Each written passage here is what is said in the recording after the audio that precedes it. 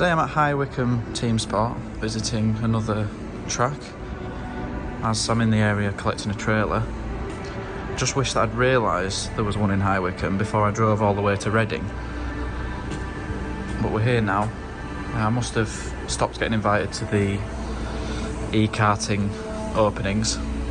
Did the Warrington and Preston reopenings, but then stopped getting invited, so probably not putting enough videos out anymore. But after probably a year off, I hope to get round the rest of the tracks. You'll note by the next bit that I didn't realise this is actually a brand new track at the time of arrival. When we first turned up, this was dimly lit and the lights were off at the end of the corridor, and they didn't come on until you walked in. But even with the lighting on, it feels really eerie here. Must have just been reopened.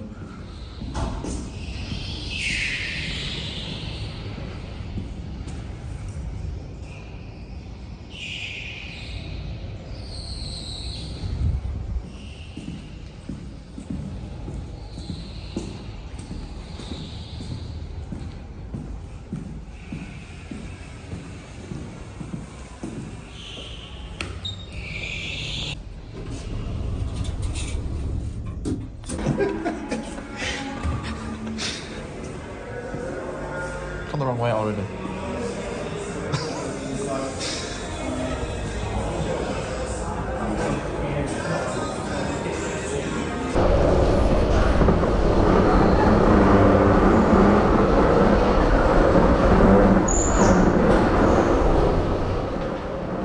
I'm going to come straight in with the second session for a few reasons. So I haven't been karting for pretty much a year, and the last time I went was Ekarting, but I'd forgotten about the boost button for starters. The time that I got in the first session was in the top 1000, which I'm always happy to get in the top 1000 at any track, but the track had only been open a month. I got 47.1 in the first session. In this second session, I did manage to get down to 46.124 by the end of the session, but you'll see why it was on the last lap that I finally got my best time. So, testing the flags at the beginning of the session, which is pretty good for us because it means that we can talk through the track a little bit. So, this ramp down is very steep. It feels like you're going to bang your head on that bar, but obviously there's plenty of clearance. Loads of grip at the bottom because it's wood, so you might actually not need to brake. Nice and wide here. Grips on the outside just there, the darker patch that you saw. Slippy, slippy. Tighter on this corner on the left here, so you're straight against the wall. Wide entry to the ramp up for more speed up the ramp. The interesting part of this track is there's a hump when you get to the top level, rather than the usual straight up to the top level and you take off. So I believe that that's intentional. You can see the little hump as you go past it there. Nice and wide on this. This is the beginning of the lap. Wide at this side. There's grip where the track changes colour there. There's plenty of grip. Any wood is very grippy. Down the hill, dab on the brakes there, but you might not actually need to. I just didn't have the confidence to do it without braking. Tight on this side on the left now, wide into this corner. You'll see where I keep catching people is places like that where they've gone too tight on the corner. Here especially, too tight on that corner. We come in wide and we catch straight up to them, but can't get past them. Now this at the top here is an interesting one. There's some grip on the far left. You see where it changes colour just where we've gone by, which is quicker, but if you take that line, someone can dart in on the inside and make it so that you can actually keep your speed up and get by them.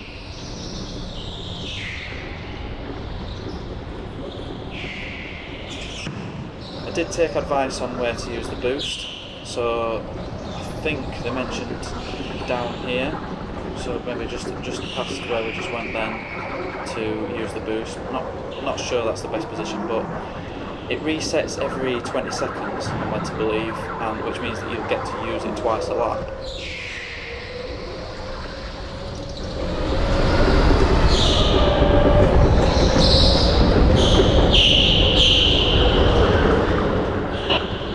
So obviously a lot of these early laps are pretty throwaway, quite a few people spinning out. This is quite common, or more common, with these electric cars, as they have so much torque that if you are turning, the wheels are spinning, and you've got to manage just the right level of grip, so you're losing your grip, and you can hear it in the unedited footage. You can hear the sort of on and off sound of the tyres scrubbing.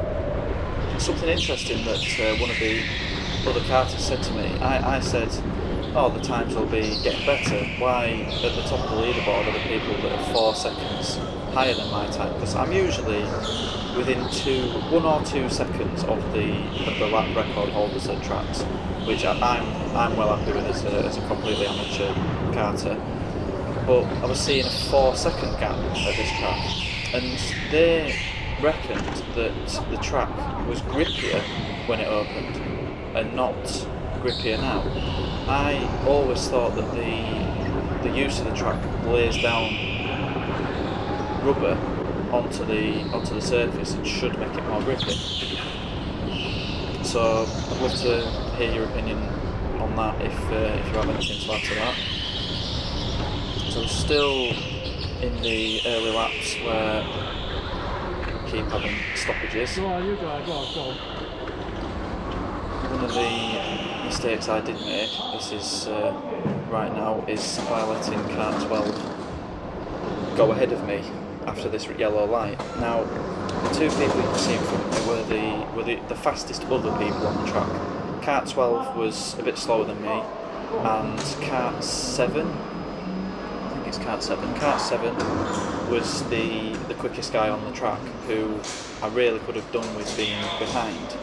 But as Kart 12 was constantly next to me, I thought they were driving quicker than me. But it turned out that they were just... Where I was saying about going wide, they could always get in on the corners and sort of make it feel like they were going quicker, but they weren't actually going quicker. And you'll see that as we battle it out to the end of the session. So you'll see that they're pretty close matched together. They were together, friends that came together. So you even got past him there. Not much I can do at this point. So, coming up to the start of the lap, you want to be nice and wide to the left on the blue, that's where all the grip is, and you want to be boosting at that point, at the start of that straight, just before the start line. You want to be boosting there. So you'll see my style of karting is a bit too kind. I do try and avoid contact, even when I get contacted. And the only time I'll tend to hit someone is if someone's hit me behind and I'm forced into a cart. But this cost me dearly on this session because my times improved. As soon as I got past Kart 12, my times improved drastically. But I did think that they were driving quicker than me initially. So 49, not a mega quick lap. Getting to a quicker lap, this was 47.1 this next lap. This is the same as the fastest lap I got on the first session, and I think it's as fast as the driver in front was getting, so at this point they were sort of holding me up.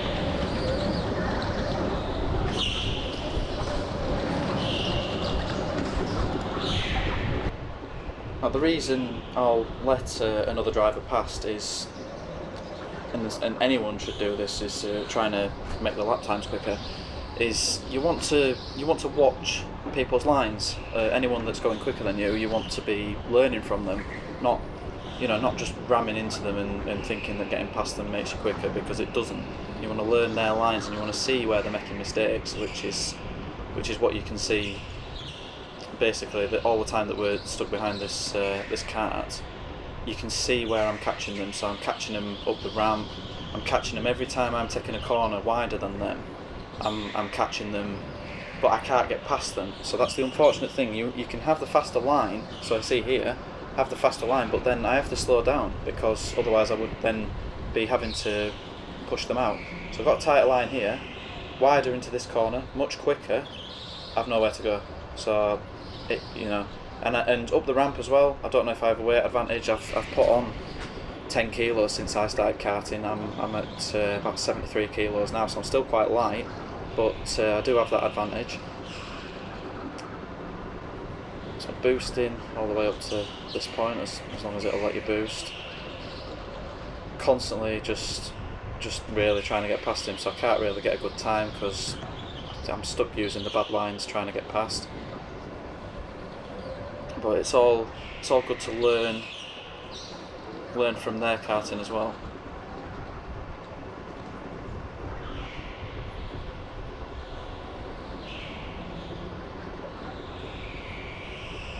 So see again, nice and wide in, which gives me a massive speed advantage into here. I've got past him, gone wide, faster line, but he's cut in. There's nothing I can do at that point.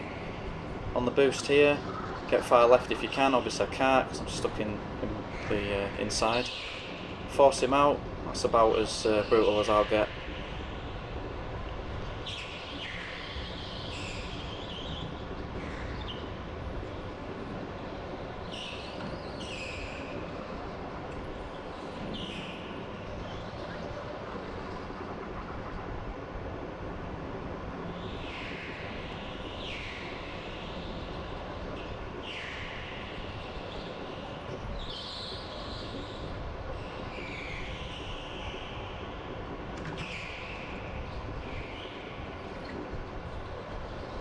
Gone wide there, see he made it into the corner, just on camera then, but still quicker, still a lot quicker.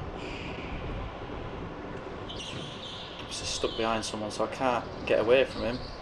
There we go, back on inside. And this still led me to believe that he was a faster lap than me, but he wasn't. Obviously, I'm a lot better at racing myself than I am racing other people. I don't compete very well, I don't believe.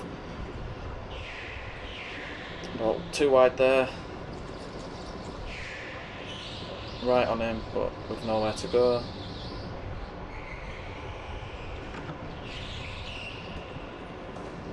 This is probably where it starts to get a bit better, because I must get past him on this lap. Yes, right, so this is the point when I stay past him and start to get better lap times. So we're on to 47.1 again, which was the fastest time on my first session. And now we can really get some speed and no interruptions. So I did actually start to feel like my lap times were getting slower because my right arm was starting to hurt. It's a lot of right turns where you've really got to hold it, but no one in front, and don't think you can catch up now, so I can take a better line. You want to smooth out that corner as best you can. Finally take the full width, and you see immediately we get 0.6 of a second off this lap, so I've got that better line passing the start line. Nice and wide there, brushing the barriers.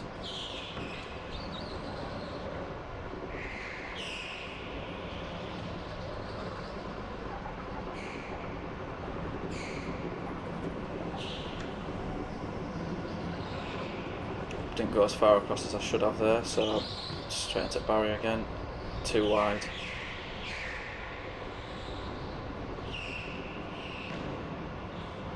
Kept it tight, wasn't sure whether he was still behind me, able to cut in. Boosting, far left, onto the grip, plenty of grip here, dab on the brakes, grippy on the wood, dab on the brakes just at the bottom there, but might not be necessary if when you found the confidence. tight in here, far left straight away, left, wide, touching the barriers, just touching the barriers. I wasn't happy with that, must have hit it a bit hard. Tight left here, I've gone too wide. It's a bit slower on this lap than the last lap, but then the final lap is my quickest lap. So gone wide, got the grip there, smooth out this S nicely, wide, boosting, over the start line, wide for the grip. You can see why this was a much better lap. This was my fastest time.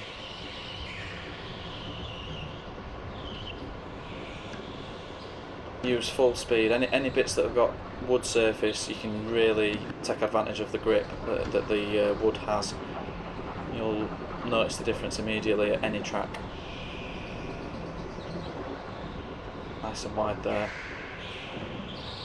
Carrying as much speed onto the ramp as you can.